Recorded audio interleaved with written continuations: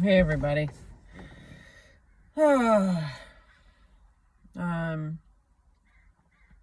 Just wanted to come in here and do a live video this time.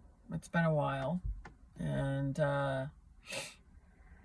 thank you for subscribing and liking my videos and watching them.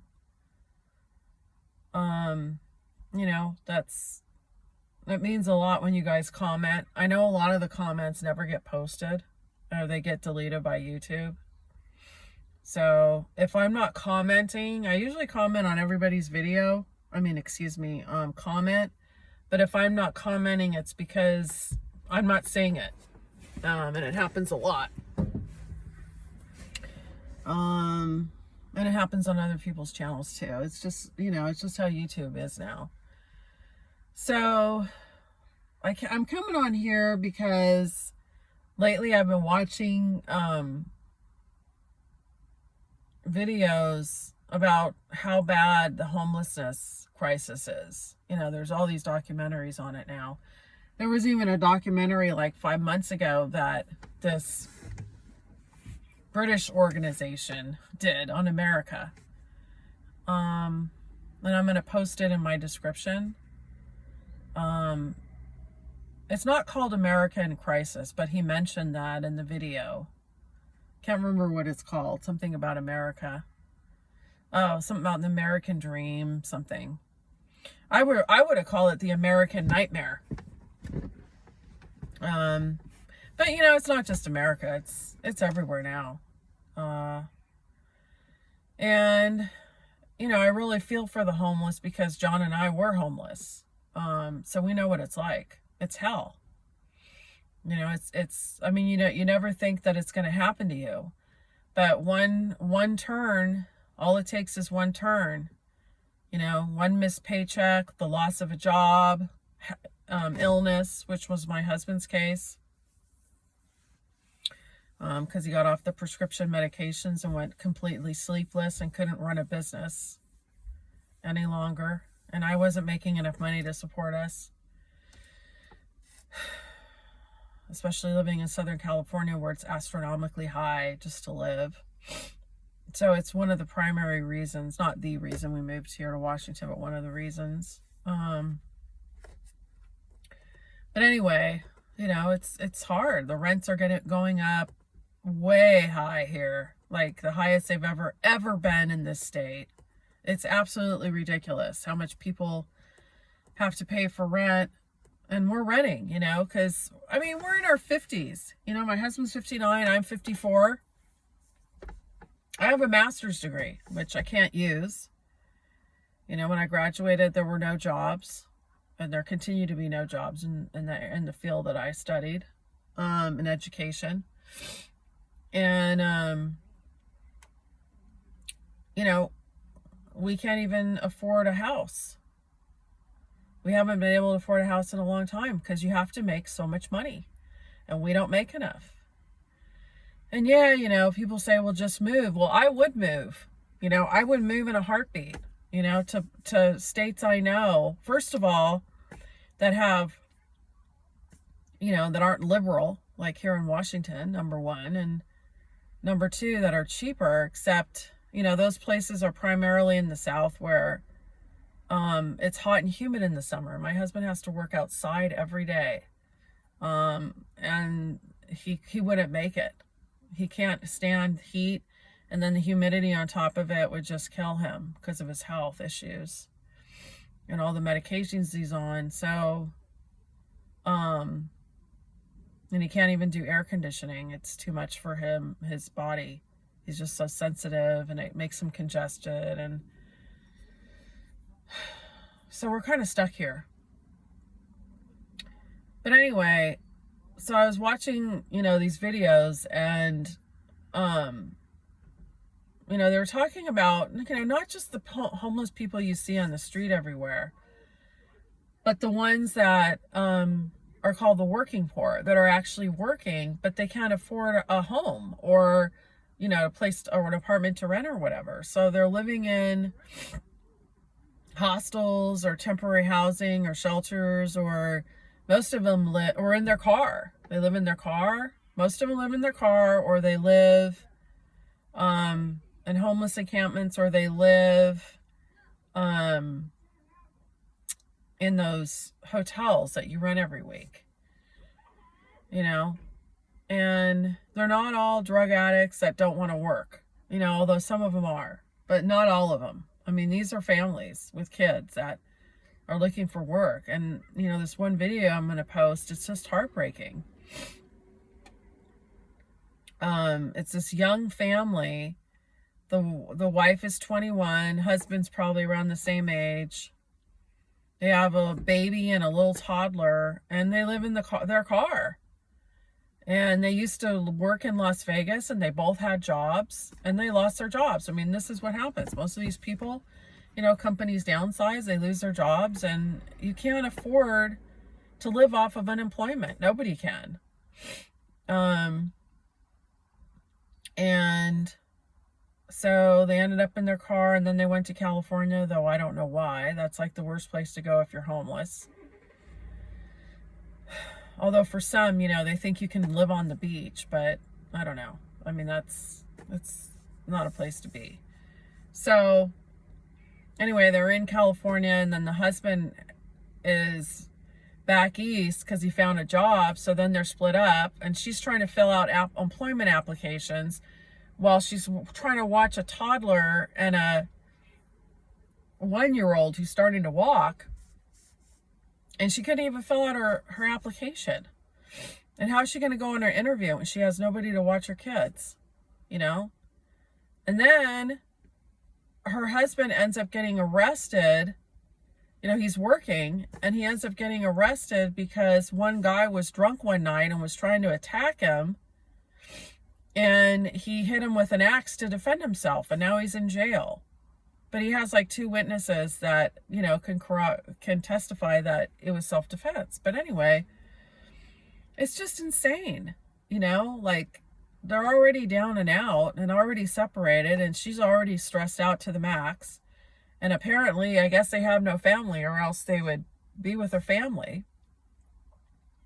And now he's in jail. And how many more other situations are like this? They're all over the country, and even all over the world right now. It is so bad. But we don't see these people because they're not necessarily on the street. You know what I mean? Like, they're in their car, so you can't really tell unless you really look and know where to look that they're homeless. They just look like normal people, right? I mean, that's how John and I looked. We would just sit in our car. And then we would go to parks and beaches because that was the only place to go that was free. And we just looked normal. Nobody knew. People would say hi to us or talk to us and never knew we were homeless. Living in our car, we're actually living in a campsite for a while. It's a hell of a way to live, and I just feel for people like this. I wish I could do more for them. I really do. I help them when I can. I pray for them when I can. I'm always praying for people, but I'm saying like in person. If I see somebody and there was just one homeless kid and I prayed with him, and I just wish we could help these people more, and it's sickening to me because if you count how many churches exist in America, which are millions probably, how many of them are actually helping the homeless?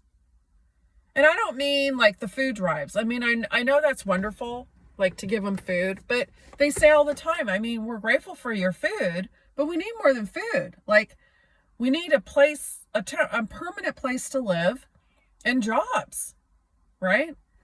And I know that church isn't responsible for that, but how do you know there aren't people in the church that, have businesses that can employ these people, right? Or, networking, knowing people that know people that know people that could help them. Or how many, or what about all the developers and builders who have millions of dollars that could, out of the kindness of their heart, build places for these people? I mean, these people have little kids, but no, that's not how the churches are. They're not designed to be places where they extend themselves and care about, God's children and want to help. They may just write a check to a charity, or, give the cans to the food drive, or go, to the soup kitchens. But, how is that really helping? I mean, I know it's something, but you guys get what I say. We're in crisis mode right now. If I had a church, that's what I'd be doing. I'd be putting homeless people in the church, getting the kids and their families and the single mothers off the streets, where they're susceptible. Because if you listen to these videos, you're not safe on the street, especially if you're a kid or a woman. I mean, even men get, stabbed and killed, but it's even worse for women and children. This is where the sex trafficking and the child trafficking comes. All these churches should have their doors open, letting them sleep in the church. I don't care. This is like crisis mode, but nobody knows about this because, it's obviously not on the news or in the media. So you don't know how bad it really, really is. And they should be helping people and finding jobs or finding homes or something, opening up their homes. Or even if you can't open your home, give them a place on your yard, with a tent, just so they're safe. But no, they want to go to church on Sunday, pay their tithes to the church to fix the roof that doesn't need to be fixed. Do the little soup kitchen, do the little food drive, and then they go home and do their lives, because they're blessed, because they have a roof over their head and a nice, comfortable roof. And they have, children who are in nice schools, and they're in safe areas, and they have, their boats and their whatever, and their husband grateful that or wife, both, that are working and have plenty of money, and they're like in their little bubbles, because they have no idea, or even if they did, they're just not in the place to really do more than what they want to do.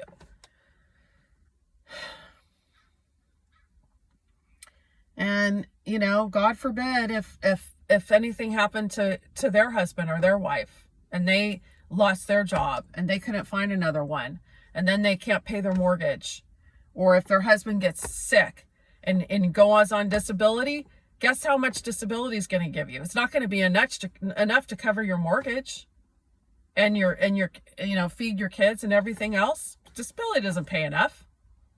At least not that I've known.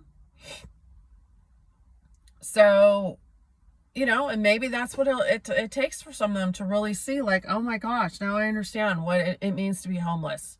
Maybe more people need to be homeless. So, especially in the church, so they really know how bad it is, and then, you hopefully have a heart, and compassionate heart, and an empathy to understand what it feels like. Because like I said, this is a crisis right now. It is like insane. And it's only going to get worse, as you guys know, because everything keeps going up and the interest rates are not going down. And you live paycheck to paycheck, and, you don't know if you're going to make it, if you're going to have enough money. How sad, And yes, we can definitely pray and, trust the Lord, and we continue to do that, and He continues providing for us. Thank God.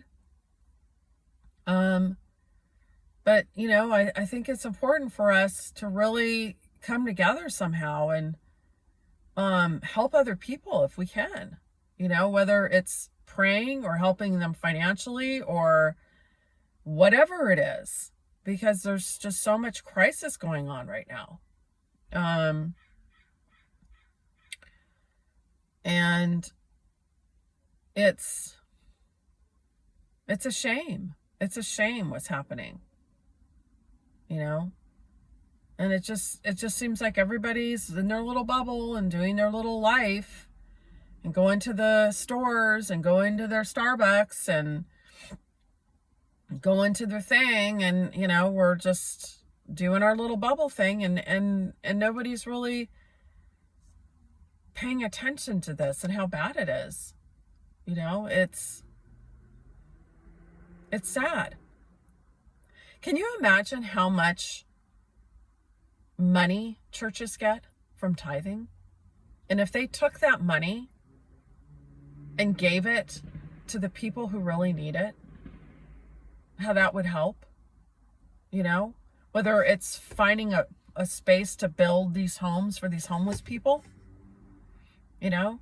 to get them off the street. So they see that for them, they say it's hard for them to apply for a job or go on an interview because they need to clean up and they have nowhere to go to clean up,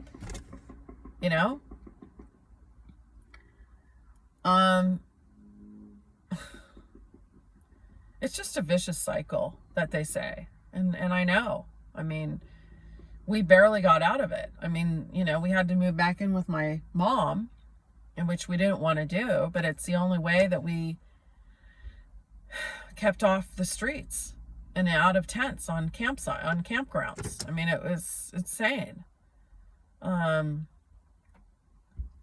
So I don't know. I don't know what else to say. I'm just kind of overwhelmed with it all right now. So I'll post that link below, and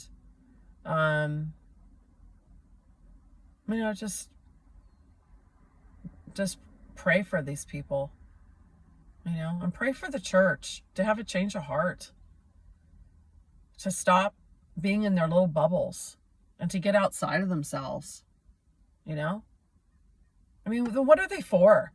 What are they for? What are they honestly for? If all they do is go in and quote unquote pray and worship God and read their Bibles, and then, and that's it. And do food drives. What are they really for? This is crisis mode. We should be seeing, churches in that mode too. I don't know, guys.